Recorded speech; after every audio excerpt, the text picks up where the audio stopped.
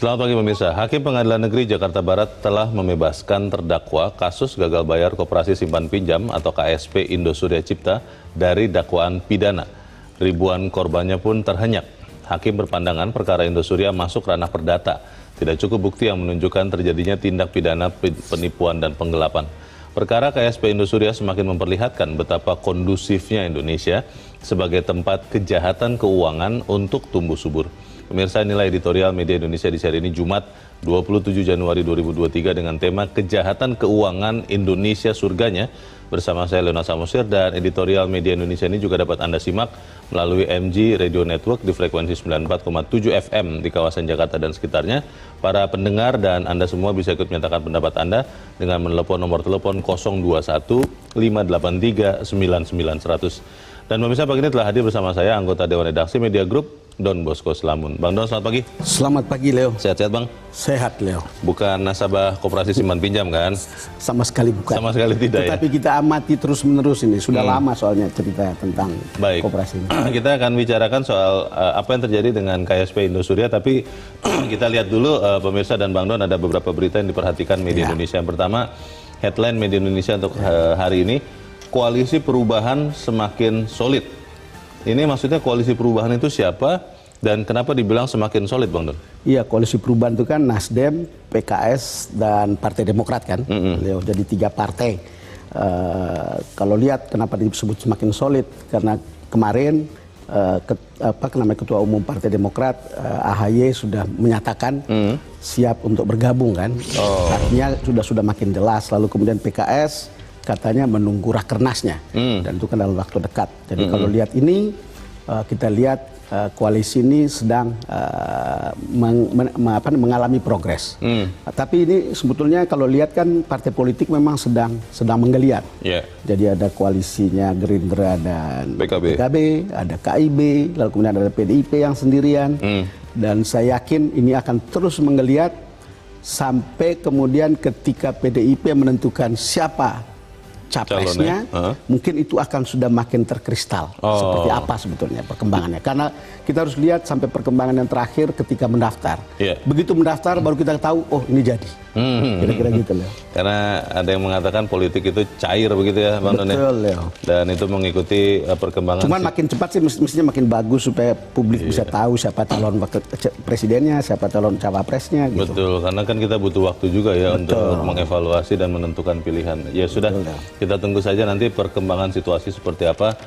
Mungkin sedikit pesan jangan baperan begitu ya. Kita ke berita selanjutnya di halaman 2. Ini terkait dengan bagaimana pemerintah menangani COVID-19, serapan anggaran PCPEN. Ini maksudnya PC adalah penanganan COVID dan pemulihan ekonomi nasional 2022 sangat baik.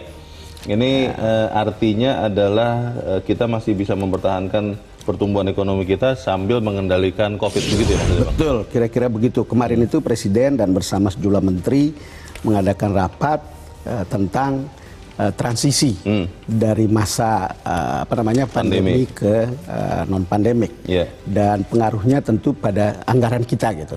Anggaran selama 2 tahun ini kan kita kenal sebagai PCPEN, anggaran PCPEN untuk pemulihan atau mengatasi COVID. Lalu kemudian setelah kita keluar dari situasi itu, maka kembali ke posisi semula. Jadi anggaran itu anggarannya kembali ke kementerian atau lembaga. Memang sangat menarik karena pada masa COVID ternyata kebijakan yang dipilih oleh pemerintah itu terbukti benar, tepat. Bukan lockdown? Bukan lockdown. Jadi kalau dilihat pidato Pak Jokowi kemarin, katanya ketika rapat itu 80% menteri itu mengatakan lebih baik kita lockdown. Dirinya memutuskan untuk tidak lockdown, lalu kemudian keluarlah apa yang kita kenal dengan gas dan rem. PSBB, kapan kemudian kita ngegas, kapan kita ngerem, dan kemudian kita tahu ada level-level PPKM kemudian kan. Dan hasilnya adalah bahwa ekonomi kita tetap tumbuh. Kita itu one of the top 5 yang bisa mengatasi COVID dengan cara yang baik begitu. Karena ternyata ada yang lockdown lalu kemudian itu hanya menunda kayak Cina gitu. Dia lockdown, membiayai lockdown, tapi kemudian ketika dibuka saat ini baru sedang mengalami kenaikan penularan COVID begitu, dan kematiannya cukup banyak. Jadi kalau kita lihat post factum, ternyata ini benar gitu. Lalu sekarang kita kembali ke semula untuk kemudian melakukan. Kita punya waktu yang hilang memang untuk membangun infrastruktur pada saat itu, tapi sekarang mestinya sudah kembali lagi seperti biasa. Dan itu bukan alasan untuk kemudian perpanjangan kan, bukan ya Bang Don ya? Itu urusan politik. Apakah kita perlu ikut di situ lewat urusan itu? Saya hanya bertanya saja sih. Kita mengamati juga. Oke, kita ke berita selanjutnya di kolom pemilu 2024 di halaman 3. Ini terkait dengan kemarin sidang di Mahkamah Konstitusi, penentuan sistem pemilu proporsional terbuka atau tertutup. Ubah sistem pemilu akan timbulkan gejolak politik. Ini kemarin akhirnya kita tahu sikap pemerintah ya Bang Don. Bagaimana Bang? Iya, sikap pemerintah dan DPR itu kan tetap ingin proporsional terbuka. Kita tahu ketika kemudian mereka membacakan argumennya di sidang MK. Yang berbeda itu adalah PDIP. Lalu kemudian partai-partai politik juga tetap ingin sistem proporsional terbuka. Memang kalau kita kembali ke sistem proporsional tertutup, ini memutar mundur jarum jam sebetulnya. Tentu ada kelebihan dan kekurangan. Sistem tertutup ada, sistem terbuka ada gitu. Tetapi esensi demokrasi itu mestinya terbuka. Orang memilih wakil yang dia kenal. Orang memilih wakil yang dia tahu bahwa itu dia bisa mewakili aspirasinya gitu. Itu substansinya. Lalu kemudian hubungan antara wakil rakyat dan rakyatnya itu connected. Jadi ada hubungan yang connected, ada hubungan aspiratif, lalu kemudian dengan begitu rakyat itu betul-betul melihat ada wakilnya. Kalau kembali ke sistem tertutup, orang akan memilih partai. Orang bilang nanti akan ada money politics, di mana-mana bisa gitu. Ini sekarang penyelenggaranya oleh anggota, lalu kemudian bisa oleh partai. Kalau lihat seperti itu, jangan memutar kembali jarum jam. Yang kita butuhkan sebetulnya adalah literasi. Literasi ke publik untuk memilih wakilnya secara benar. Jangan tiba-tiba tidak jelas, tapi karena punya uang. Jangan tiba-tiba karena dia bisa menyuap dan bisa membeli suara, lalu kemudian kita pilih. Yang penting itu adalah selalu kecerdasan publik untuk memilih. Karena mereka juga yang akan mengalami efek buruknya kalau mereka salah memilih. Jadi ini tinggal tunggu hasil keputusan ya nanti ya? Betul, tinggal tunggu hasil keputusan MK. Semoga tidak terlalu lama supaya kita memperoleh kepastian. Kita ke berita selanjutnya di halaman 5. Ini dari sidang kasus yang menyita perhatian semua orang Indonesia, mungkin juga di luar Indonesia, dari kasus terbunuhnya Brigadir Joshua. Internal khawatir, Sambo kecewa. Ini beritanya begitu. Maksudnya internal ini siapa dan kenapa khawatir Sambo kecewa, Bang? Ini katanya polisi itu kalau Sambo kecewa dia akan bongkar-bongkar. Dia akan buka-bukaan gitu. Itu menurut berita ini. Apakah benar begitu atau tidak? Ini kan namanya juga sinyalemen dan itu juga ada dalam pikiran publik sebetulnya. Gitu. Tapi kalau kita kan kalau memang dibongkar, kalau jelek ya apa salahnya gitu. Ya bagus lah. Tetapi yang menarik kan persidangan ini kan persidangan penuh air mata kemarin itu. Jadi kalau kita lihat air mata untuk kemudian membuat bebas, meminta bebas atau kemudian paling tidak meringankan hukuman, ya kita lihat apakah hakim akan terpengaruh oleh air mata itu atau tidak gitu. Karena itu kan melankolik betul persidangan itu. Dan itu seolah-olah ada pertarungan wacana untuk menarik empati di publik gitu. Jadi kalau kita lihat seperti itu, kita berharap hakim tetaplah independen dan murni mengambil keputusan secara murni gitu. Tapi ini masih lama tidak ya kira-kira jalannya sidang, Bang? Masih cukup lama karena kan kemudian harus jaksa akan jawab lagi, lalu kemudian ada lagi, lalu kemudian baru kemudian akan sebenarnya tidak terlalu lama juga. Tidak terlalu lama juga kalau kita lihat prosedurnya. Cuman kan banyak yang harus disidangkan kan. Mereka banyak sekali orang yang terlibat di situ sehingga waktunya mungkin masih cukup lama. Kita tunggu nanti kasus ini perkembangannya seperti apa. Kita harapkan keadilan benar-benar ditegakkan. Kita langsung ke editorial pemirsa dan Bang Don. Kejahatan keuangan Indonesia surganya ini berangkat dari kemarin Hakim Pengadilan Negeri Jakarta Barat, maksud saya hari Rabu, memutuskan untuk membebaskan terdakwa kasus gagal bayar KSP Indosuria.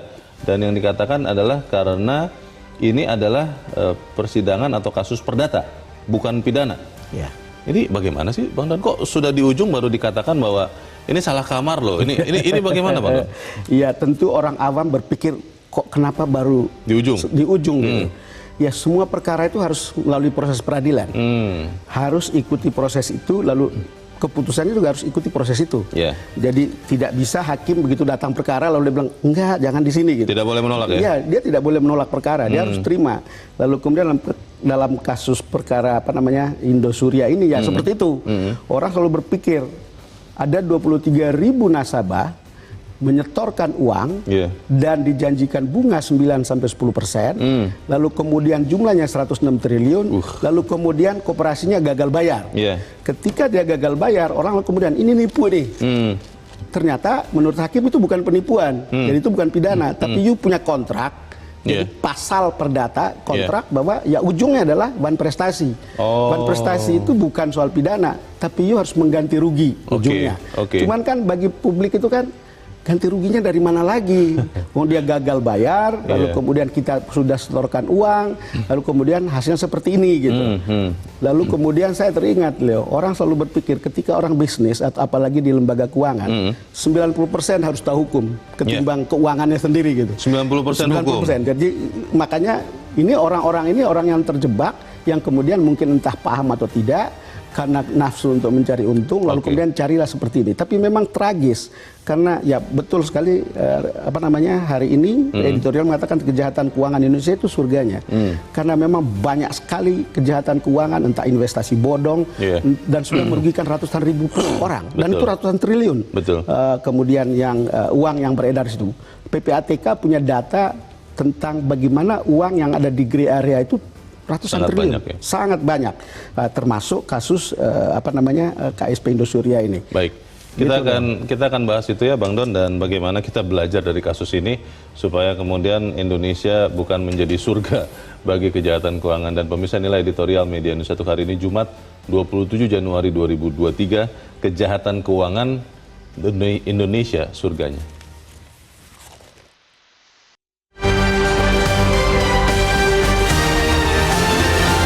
Kejahatan keuangan Indonesia surganya.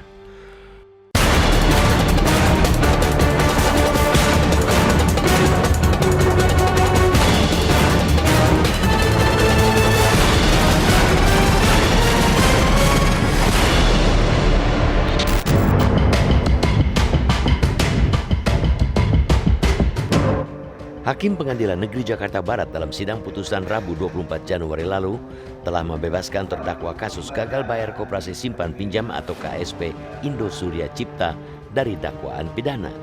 Ribuan korbannya pun terhenyak. Bos KSP Indosuria, Hendry Surya, menyusul Direktur Keuangan Jun Indria yang pada pekan sebelumnya juga mendapat putusan bebas. Terlepas dari sebanyak 23.000 orang telah menjadi korban dengan nilai dana mencapai nilai 106 triliun rupiah, hakim berpandangan perkara Indosuria masuk ranah perdata. Tidak cukup bukti yang menunjukkan terjadinya tindak pidana penipuan dan penggelapan. Memang masih ada peluang bagi jaksa mengajukan kasasi, dan bila itu kembali tertutup, jalur penyelesaian secara perdata terbuka. Hanya saja, tentu jalur perdata tidak memuaskan rasa keadilan bagi para korban. Perkara KSP Indosuria semakin memperlihatkan betapa kondusifnya Indonesia sebagai tempat kejahatan keuangan tumbuh subur. Mulai dari lemahnya kesadaran masyarakat, bolong-bolong regulasi, pengawasan minim, hingga penegakan hukum yang loyo, semua seakan-akan berdiri menyokong peluang para penjahat keuangan melakukan aksi. Pada kasus KSP Indosuria, hakim seperti mengabaikan adanya pelanggaran praktik penyelenggaraan koperasi simpan pinjam. Menurut Undang-Undang Nomor 25 Tahun 1992 tentang perkoperasian, KSP menghimpun dana dari anggota dan meminjamkannya kepada anggota pula. Namun KSP Indosuria beroperasi selayaknya bank, menghimpun dana dari nasabah yang bukan anggota koperasi. Bila beroperasi seperti bank, maka sederet aturan di Undang-Undang Perbankan pun terlanggar. Di sisi pembuat regulasi, Menteri Koperasi dan UKM Teten Masduki menyebut putusan pengadilan atas perkara KSP Indosuria memberikan presiden buruk. Ia khawatir masyarakat akan enggan menjadi anggota koperasi simpan pinjam. Bila dilihat lebih jauh, perkara KSP Indosuria juga ada peran dari pemerintah selalu membuat regulasi. Selama ini ada kebutuhan pengawasan koperasi simpan pinjam maupun koperasi jasa keuangan yang belum terpenuhi. Sejak Mahkamah Konstitusi membatalkan Undang-Undang Nomor 17 Tahun 2012 tentang perkoperasian pada 2014, pembuat undang-undang tidak kunjung menyusun undang-undang yang baru. Pembuatan legislasi merupakan tanggung jawab pemerintah bersama DPR RI. Undang-Undang Nomor 17/2012 sedianya mengatur tentang lembaga pengawasan khusus, namun ketentuan-ketentuan pasal lainnya dianggap memperlakukan koperasi sebagai korporasi. Oleh sebab itu, MK memutuskan undang-undang itu bertentangan dengan semangat ekonomi kerakyatan koperasi yang dilindungi konstitusi. Menkop menuding hakim memberi presiden buruk, akan tetapi 4 jari lainnya menunjuk muka sendiri. Pemerintah sesungguhnya telah memberi peluang bagi pengelola KSP nakal untuk menjalankan praktek perbankan bayangan. Yang tidak kalah berperan dalam menumbuh suburkan kejahatan keuangan ialah masyarakat.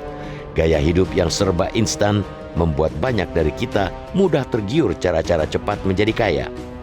Bisa dibilang tiap tahun ada saja kasus investasi bodong yang terungkap dan menjerat ratusan bahkan ribuan korban. Tapi tetap saja enggan kapok-kapok. Bukan hanya investasi bodong, judi online hingga pinjol ilegal juga merasakan nikmatnya berkegiatan di Indonesia. Dengan melihat pertalian peran mulai dari masyarakat, pemerintah, hingga penegak hukum, perlu upaya yang lebih menyeluruh dari hulu ke hilir untuk mencegah kejahatan keuangan, literasi keuangan, pengawasan ketat, hingga penindakan yang tegas yang konsisten merupakan kuncinya.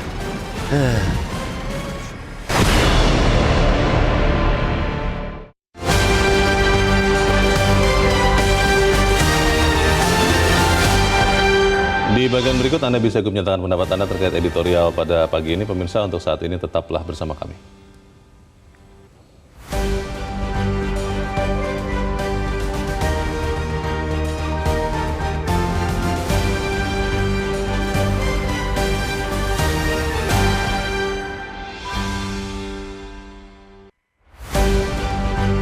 Terima kasih Anda masih bersama kami, dan Bang Don, sebelum kita berdiskusi kita mau bertanya dulu Bang, kita sudah tersambung lewat saluran telepon dengan Deputi Bidang Perkoperasian Kementerian Koperasi dan UKM, Ahmad Zabadi. Pak Zabadi, selamat pagi. Pagi, Mas Leo. Ya, Pak Zabadi, kemarin tepatnya hari Rabu, banyak sekali yang heran atau kaget mendengar putusan kasus KSP, Koperasi Simpan Pinjam Indosuria, yang hakim mengatakan bahwa ini adalah bukan perkara pidana tapi perdata. Kalau Kementerian Koperasi dan UKM melihat putusan kasus Indosuria ini, apakah artinya kemudian perlindungan bagi nasabah atau bagi anggota koperasi itu memang bagus atau memang sangat buruk di Indonesia? Bagaimana Pak Zabari? Baik, terima kasih Mas Leo. Dalam pandangan kami, ya tentu pertama kami ya harus menghormati keputusan Pengadilan Negeri Jakarta Barat beberapa hari yang lalu ya terkait dengan Indosuria. Tetapi keputusan tersebut dalam pandangan kami merupakan presiden yang kurang baik ya, dari aspek perlindungan anggota koperasi dan masyarakat. Dan ini tentu saja berpotensi menurunkan kepercayaan masyarakat terhadap koperasi. Karena masyarakat bisa saja berpandangan seolah-olah anggota koperasi tidak mendapat perlindungan dari pemerintah. Karenanya dalam pandangan kami berpandangan dan kami ingin mendorong jaksa untuk mengajukan kasasi ke Mahkamah Agung terhadap putusan tersebut begitu. Kasasi atau langsung gugatan perdata saja, Pak? Nah, artinya kan proses ini kan belum inkrah ya. Ini kan belum inkrah, sehingga kami ingin mendorong pihak kejaksaan untuk dapat mengajukan kasasi ke Mahkamah Agung. Ini penting menurut hemat kami untuk memberikan perlindungan anggota koperasi untuk mendapatkan kembali dana yang disimpan di Baik, Pak Indosuria Zabadi. maupun kemudian penegakan hukum sesuai dengan sesuai dengan peraturan yang berlaku. Pak Sabadi, ada yang mengatakan bahwa pengawasan koperasi di Indonesia, terkhusus koperasi simpan pinjam itu saat ini lemah. Bagaimana, Pak? Ya, terkait dengan pengawasan koperasi memang kalau dari sisi undang-undang existing hari ini berlaku, Undang-Undang 2592 itu memang tidak mengatur secara khusus, ya. Karena dalam Undang-Undang 2592 bahkan kata pengawasan koperasi itu tidak ada. Sehingga dalam pengaturan di bawah Undang-Undang 25 tahun 92 itu hanya diatur kemudian hal sifat penerapan sanksi administratif yang tentu saja dari sisi efek jera tidak menimbulkan, tidak dapat katakanlah diharapkan dapat berlaku secara efektif gitu ya. Jadi harus dibentuk lembaga baru tidak Pak Zabadi untuk benar-benar khusus mengawasi koperasi, Pak? Sekarang kita sedang rumuskan dan akan kita ajukan dalam revisi Undang-Undang 25 tahun 92 ya melalui RUU perkoperasian yang baru. Ya, tentu saja ya karena memang Undang-Undang 2592 ini undang-undang yang disusun lebih dari 30 sudah terlalu tua tahun yang lalu ya, yang tentu saja ada perkembangan dinamika perkoperasian dan dunia usaha saat ini sudah jauh berubah kondisinya. Baik, kita harap nanti ada keputusan yang lebih jelas ya, yang lebih adil tentunya bagi para pihak, dan kita harapkan juga Kementerian Koperasi dan UKM juga bisa meningkatkan juga Pak pembinaan dan pengawasan bagi koperasi. Untuk saat ini terima kasih Deputi Bidang Perkoperasian Kementerian Koperasi dan UKM Pak Ahmad Zabadi. Terima kasih Pak untuk pencerahan Anda. Selamat pagi.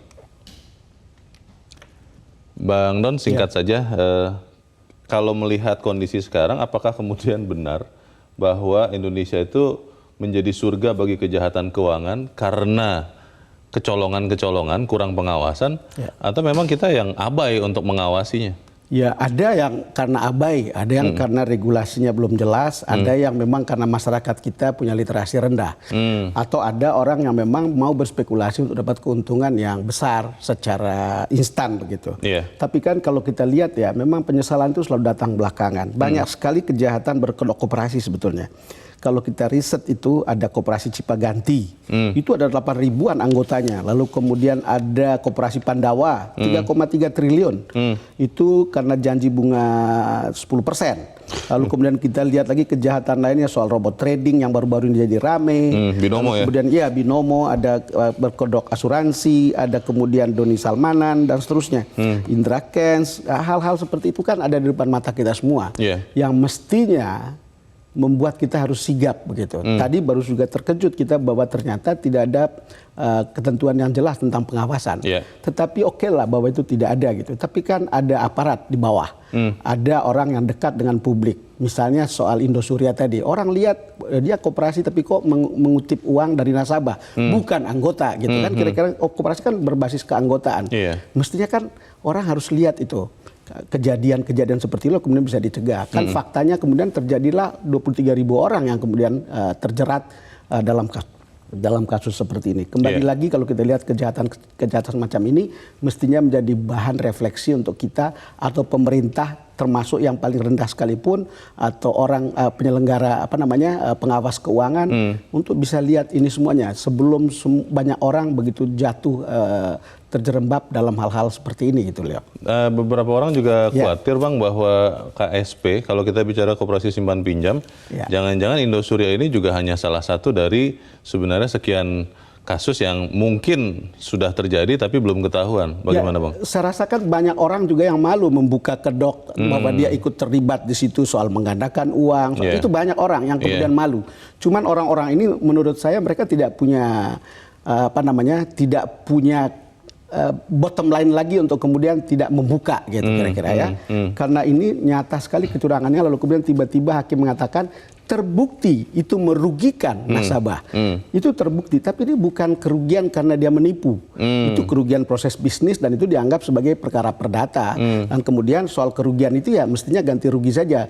Padahal jaksanya sudah menuntut 20 tahun penjara gitu. Kalau lihat proses ini Tapi kan tetap aja orang berpikir ini jangan-jangan ada masuk angin. Saya baca misalnya statementnya Beni Harman bahwa iya ini masuk angin gitu. Banyak sekali yang kemudian teriak-teriak soal hakimnya kok tidak adil. Tetapi pandangan legalistik ada benarnya gitu untuk begitu. Walaupun sebetulnya kita pikir apa iya gitu. Ya udah kita teruskan, kita berharap di MA kan ini kan tidak bisa banding karena putusannya kan bebas. Langsung ke kasasi. Begitu kasasi kita lihat seperti apa Hakim Agung membaca dan melihat keputusan seperti ini. Kalau tidak ya ke perdata. Kalau mau pidana lagi gimana bisa diulang 2 kali? Nggak mungkin kan nebis in idem.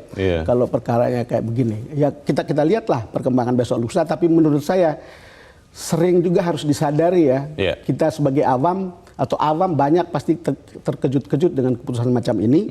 Tetapi begitulah kira-kira hukum kadang-kadang bisa tidak seperti yang kita pikirkan pada umumnya. Jadi ini bukan sekedar akal sehat. Gitu. Di bagian berikut kita akan bicarakan bagaimana kita bisa membuat Indonesia sebagai neraka untuk para penjahat keuangan, tapi kita harus jeda dari surga dulu. menjadi neraka. Betul, dan pemirsa editorial Media Indonesia akan kembali selepas headline news pukul 7 waktu Indonesia Barat.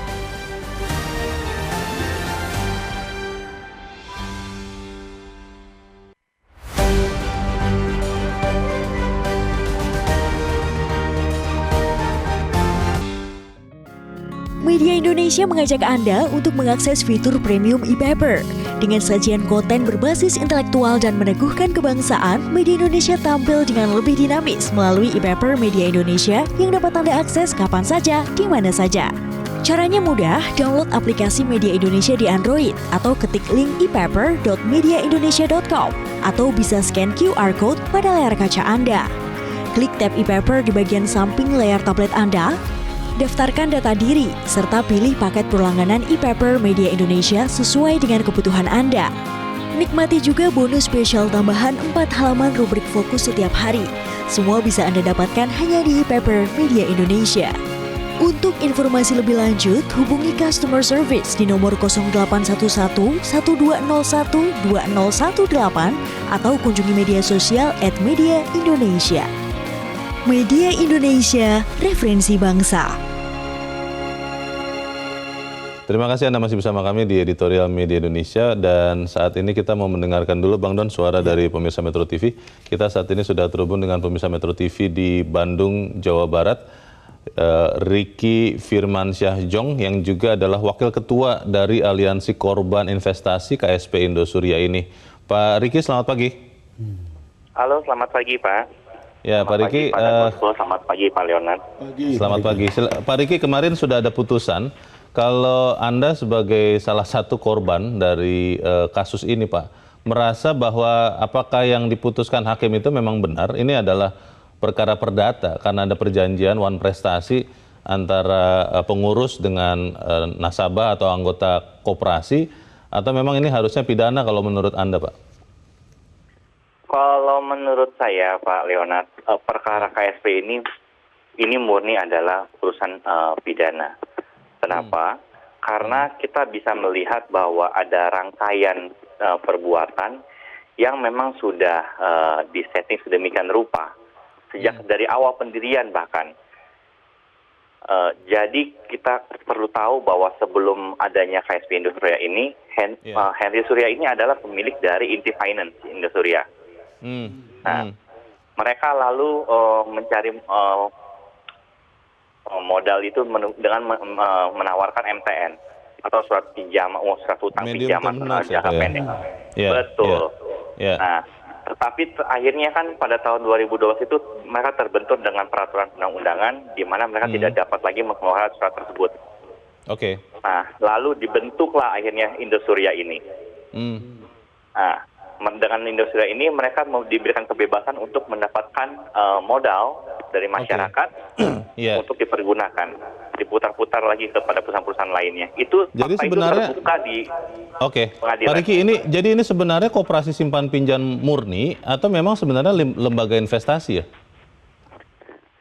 Ujung-ujungnya adalah lembaga investasi pada akhirnya, karena mereka tidak melaksanakan apa yang seharusnya dilakukan oleh koperasi. Mereka hanya menggunakan koperasi ini sebagai kedok saja. orang-orang yang direkrut sebagai anggota, permodalannya semua itu diatur oleh Pak Henry Surya semua.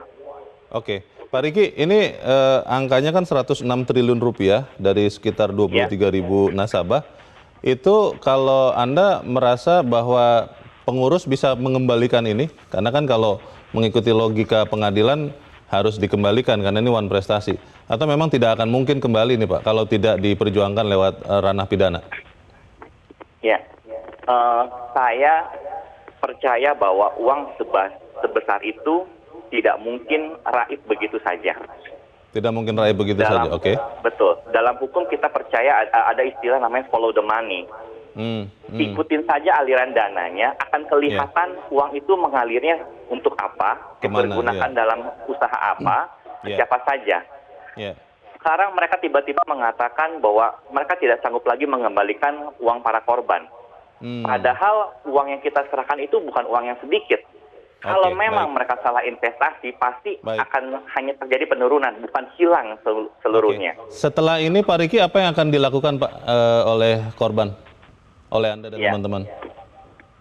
Kita dan kawan-kawan bersepakat bahwa kita akan mengawal proses kasasi yang akan diajukan oleh jaksa, karena jaksa berkomitmen mengatakan bahwa mereka akan mengajukan kasasi.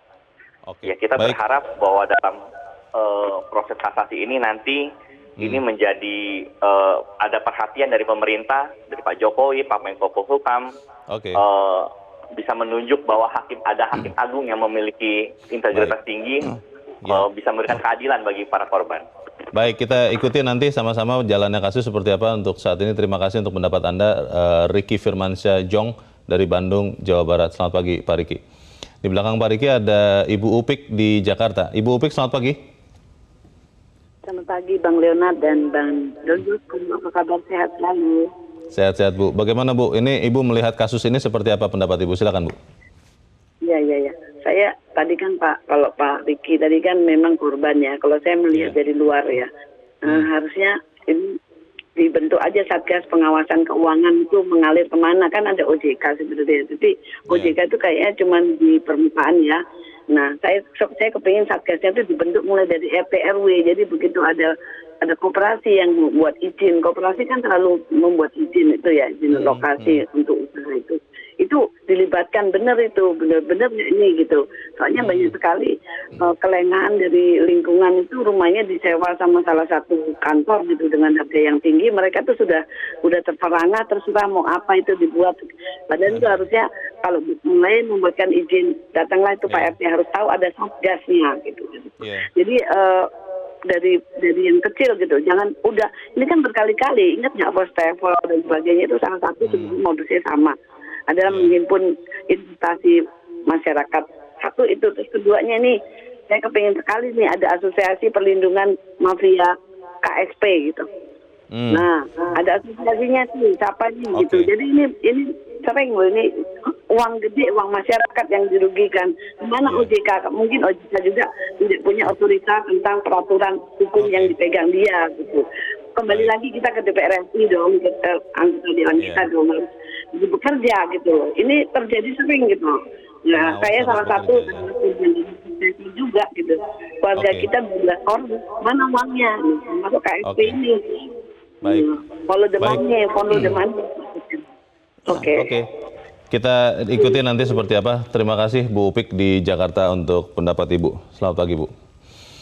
Ini memang akhirnya saya harus mengiyakan juga nih Bang, bahwa Indonesia kelihatannya surganya kejahatan keuangan karena pengawas koperasi saja kan belum jelas sampai sekarang siapa. Undang-undang penguat P2SK yang baru dikeluarkan mengatakan OJK ditambah kewenangannya. Ini pun dipertanyakan oleh anggota Dewan. Dipertanyakan OJK sanggup tidak mengawasi sekian ratus ribu koperasi yang ada. Tadi dengar penjelasan korban Bang, ini bahwa sebenarnya bukan koperasi simpan pinjam murni. Bagaimana Bang?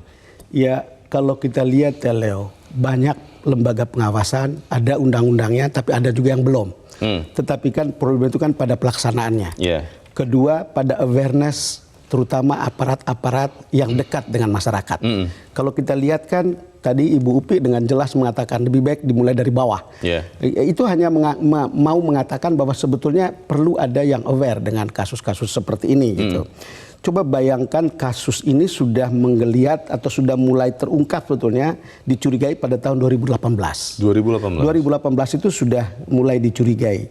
Tahun 2019 Kemenkop itu jatuhkan sanksi administratif karena ada indikasi penyimpangan. Yang tadi dibilang oleh Pak Riki itu bukan mengambil uang dari anggota, tetapi kemudian memobilisasi pengumpulan dana dari masyarakat. Yang dia bukan anggota? Bukan. Jadi itu dia bekerja seperti bank begitu kan. Lalu kemudian makanya dibilang sebagai lembaga investasi. Hal-hal seperti ini mestinya sudah bisa dilihat sejak awal begitu. Saya pernah ditelepon dan pernah mengikuti kasus ini bagaimana mereka pertama kesulitan untuk mengamplify ini di media-media. Kok tidak ada gitu. Ada pun beritanya jadi kecil gitu. Padahal 106 triliun ya? 106 triliun. Kedua, ini kemudian orang berpikir, oh orang ini orang kuat. Gitu. Lalu kemudian yang kedua, itu awareness institusi-institusi publik kita yang ada dekat situ gitu. Mestinya kan orang bisa tahu gitu ada masalah. Mungkin memang agak tertutup, tetapi kalau sudah 23.000 masa nggak ada sih yang bisa buka-buka begitu.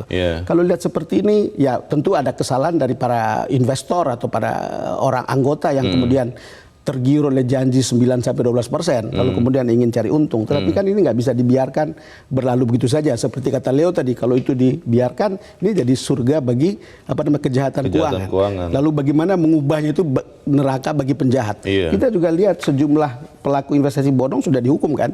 Ada yang dihukum 3 tahun, ada 4 tahun dan seterusnya. Itu juga hukuman yang mungkin dianggap masih terlalu ringan untuk dilihat bagaimana membuat itu efek jera.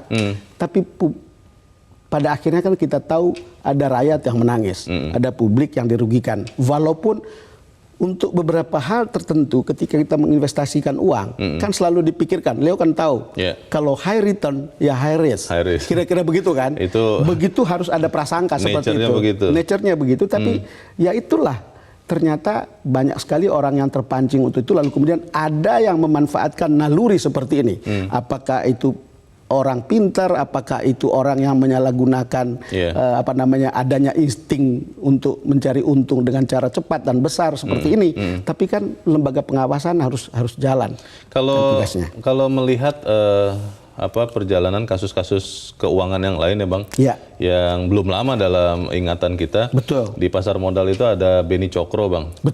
Itu dari sekian puluh tahun yang lalu, kalau orang yang berkecimpung di pasar modal pasti tahu nama ini. Karena Beni Cokro ini kalau di pasar modal Indonesia mirip-mirip dengan nama Rockefeller di industri perminyakan atau Rothschild di industri keuangan Bang. Dan itu pun ternyata bisa dihukum.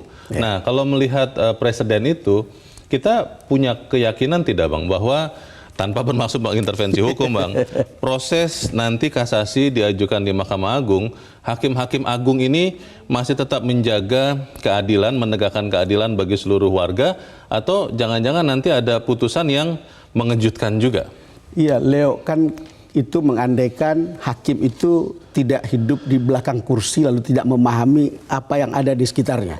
Itu mengandaikan mereka mengerti tentang pemain-pemain macam begini gitu. Kita tahu di polisi itu ada pemainnya, di pasar modal itu ada pemainnya. Leo pasti lebih tahu dari saya karena lama di lapangan, terutama karena jadi wartawan ekonomi kan. Kemudian di bank ada pemainnya. Di koperasi itu ada pemainnya, ya kayak Indosuria ini, itu bisa dipetakan tentang kejahatan-kejahatan semacam begini, yang ujung-ujungnya kalau kita lihat di barat itu apakah Madoff dan seterusnya kan dihukum begitu, karena skema Ponzi dan seterusnya.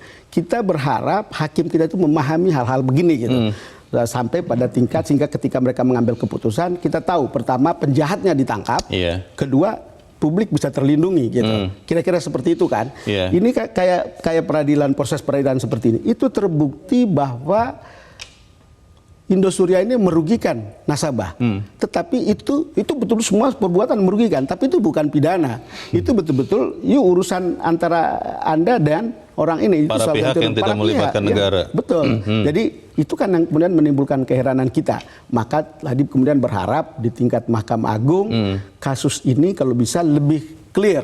Karena kan mestinya kan di Mahkamah Agung itu kan pencipta hukum juga sebetulnya, untuk kemudian bisa melihat apakah betul seperti ini gitu ya.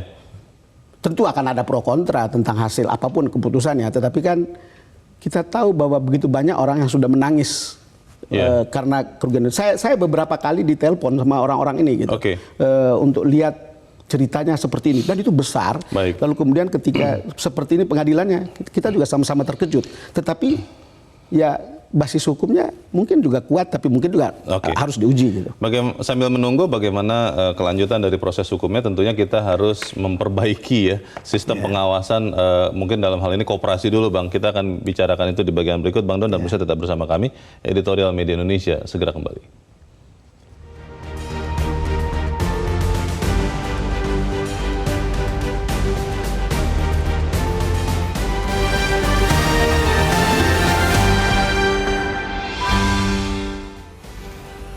Terima kasih Misana, masih bersama kami. Kita di bagian akhir dari diskusi kita pagi ini. Bang Don, kalau melihat peristiwa ini, kasus ini kan masih berjalan ya Bang, kita masih menunggu kepastian hukumnya. Tapi di saat bersamaan, kita harusnya bisa memperbaiki sistem pengawasan koperasi dan juga lembaga keuangan yang lain. Atau ini harus dilakukan nanti setelah kasus ini selesai Bang? Bagaimana Bang? Ya kita kan selalu begitu Leo, setelah kejadian baru kita pikir. Dan lalu bentuk lembaga. Dan lembaga yang kita bentuk itu banyak sekali. Maka ada keluhan terlalu banyak kuasi. Institusi yang kemudian kita tidak tahu fungsinya seperti apa. Kan Presiden pernah ingin membubarkan sejumlah lembaga-lembaga macam begini. Termasuk lembaga pengawasan yang kemudian berjalan tidak efektif. Yang ironis itu kan begini Leo, koperasi itu kan usaha kekeluargaan. Tetapi usaha kekeluargaan ini justru menimbulkan korban yang tidak sedikit gitu. Jadi kalau kita lihat tadi, kita sudah sebut tadi termasuk Indosuria ini, beberapa koperasi yang lain, Pandawa dan seterusnya. Ini kan seolah-olah berkedok kekeluargaan tapi kemudian memakan korban sesama kita sendiri gitu. Sesama orang kecil lagi, apalagi gitu. Jadi kalau kita lihat seperti ini, mungkin memang perlu ada lembaga khusus yang mengawasi soal koperasi, terutama koperasi simpan pinjam, karena ini kan soal uang ya. Tetapi kembali lagi, kalaupun itu ada, ya gimana nanti dia berfungsi dengan baik atau tidak. Selalu kemudian kembali kepada orang. Akhirnya kita bicara soal man behind the gun. Kalau lembaganya bagus, aturannya bagus, tapi orangnya tidak bagus, ya sama saja gitu. Dan kita selalu berulang dan dalam lingkaran setan seperti itu. Kembali dalam beberapa kasus kita kembali menemukan hal-hal seperti ini gitu. Ya lembaga pengawasan tidak sedikit, ada OJK, tapi selalu yang paling penting itu sebenarnya ya literasi publik. Kedua itu adalah bagaimana awareness publik dan aparat yang paling dekat dengan masyarakat, yang kemudian tahu bahwa ini ada potensi, bahwa ini bisa akan menimbulkan keresahan, bisa menimbulkan kerugian, bisa menimbulkan masalah di masyarakat, mestinya bisa cepat diambil alih untuk kemudian diteruskan ke atasannya atau ke institusi yang berwenang gitu. Dan saya kira yang juga jadi soal bagi kita adalah untuk publik, selalu kesadaran soal literasi. Sekarang ini sebetulnya bukan hal yang sulit untuk mencari informasi. Semua terbuka, hotline ada. Gitu. Jadi tahu kalau ada institusi-institusi investasi bodong atau apapun, sebetulnya mudah sekali mereka tahu karena ada hotline. Saya dulu sering ikuti FGD literasinya OJK. Itu soal literasi keuangan, literasi publik gitu ya. Tetapi menurut saya ada hasilnya, tapi menurut saya belum optimal. Buktinya masih ada juga orang-orang yang kayak begini. Ya apa yang salah? Mungkin soal publisitasnya, untuk kemudian publik tahu kemana sih saya kalau mau tanya, oh ada orang yang mengiklankan soal investasi gitu. Orang bisa dengan mudah cari, dan itu semua ada di jari kita sekarang. Jadi hal itu yang harus mengubah cara kita berpikir dan cara kita berbuat sebelum investasi, karena ya uang itu tidak susah untuk dikumpulkan. Tidak gampang untuk mengumpulkan uang. Kadang-kadang orang menabung hari demi hari lalu kemudian tiba-tiba hilang begitu saja gitu. Jangan-jangan ada keperluan lain yang lebih penting gitu, tapi karena orang tergiur oleh tipuan keuntungan semacam gini lalu kemudian terjerembab dalam duka dan air mata begitu. Soal regulasi Bang, peraturan pengawasan ini ternyata juga koperasi itu undang-undangnya, undang-undang perkoperasian masih rancangan Bang. Betul. Padahal koperasinya sudah menghimpun, kalau satu contoh Indosuria sudah 100 triliun lebih. Saya tidak tahu koperasi-koperasi yang lain. Ini apakah tidak bisa disegerakan Bang oleh wakil-wakil rakyat dan juga oleh pemerintah Bang Don? Ya, kita minggu lalu bicara tentang undang-undang PRT kan, Leo. Dan bagaimana undang-undang yang dianggap tidak basah ini, itu dalam daftar prolegnas itu akan menjadi di bawah-bawah. Urutan kesekian. Dan tergusur-gusur. Bisa tiap saat digusur, dari masuk, lalu kemudian keluar lagi. Kira-kira undang-undang tentang koperasi yang juga dianggap tidak basah ini, mungkin juga nasibnya sama seperti itu. Padahal kita tahu banyak sekali korban yang jatuh dari, termasuk karena kelambatan undang-undang seperti ini. Pesan kita Bang terakhir Bang untuk masyarakat ya. Kan katanya everybody tends to be greedy Bang. Semua orang cenderung tamak. Apakah kita masih tetap membiarkan masing-masing bertahan dari ketamakannya itu, atau ada yang kita bisa sampaikan untuk calon nasabah Bang? Leo, mungkin pengalaman pribadi kita ya, mengumpulkan uang itu bukan sesuatu yang gampang. Ada keringat dan air mata di situ. Ada air mata, ada keletihan, ada kelelahan, dan jangan sampai kemudian karena tiba-tiba kita dirangsang oleh naluri greedy kita karena ada tawaran bunga, ada tawaran investasi yang kadang-kadang yang sering tidak masuk di akal, lalu kemudian kita dengan mudah menghabiskan uang itu di seperti itu. Itu kasihan keluarga. Jadi kalau mau kaya gitu, selalu orang bilang yang paling tradisional itu menabunglah dengan cara yang mungkin konservatif. Baik. Dan sebaiknya kita benar-benar mempelajari dulu apa yang ditawarkan. Invest your time untuk mempelajari sebelum Anda bisa menginvestasikan uang Anda. Kita harapkan Indonesia bisa menjadi neraka bagi penjahat keuangan ya Bang Don. Setuju Leo. Kita ikuti nanti seperti apa Bang Don Bosco Salamun. Terima kasih sudah ada di tempat ini. Selamat pagi Bang. Selamat pagi Leo. Pemirsa, meski banyak kasus investasi bodong terungkap dan sudah memakan banyak korban, namun tetap saja banyak orang tidak kapok. Bukan hanya investasi bodong, judi online hingga pinjaman online ilegal juga merasakan nikmatnya berkegiatan di Indonesia. Dengan melihat pertalian peran mulai dari masyarakat, pemerintah hingga penegak hukum, perlu upaya lebih menyeluruh dari hulu sampai hilir untuk mencegah kejahatan keuangan. Literasi keuangan, pengawasan yang ketat, hingga penindakan tegas yang konsisten adalah kuncinya. Saya Leonard Samusi berterima kasih Anda sudah menyimak editorial Media Indonesia untuk pagi ini. Tetap jaga kesehatan Anda. Selamat pagi, sampai jumpa.